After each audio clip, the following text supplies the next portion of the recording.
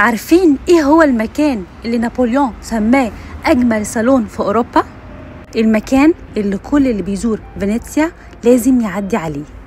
اهلا بيكم في ساحة سان ماركو او بياتزا سان ماركو قلب فينيسيا النابض. ساحة سان ماركو مش مجرد ميدان، دي كانت على مر التاريخ مركز الحياة السياسية والاجتماعية لفينيسيا.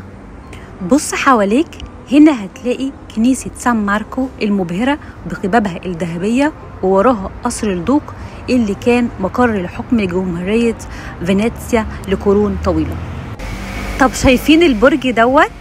ده كامبانيلي دي سان ماركو، برج الجرز الشهير اللي بيبلغ ارتفاعه تقريبا 100 متر. تخيلوا من فوق تقدروا تشوفوا منظر بانورامي يخطف العقل لكل فينيسيا.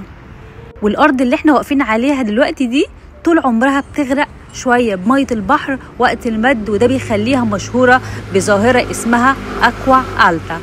تخيلوا جمال المشهد لما الساحة كلها تبقى عكس العمارات اللي حواليها زي مراية.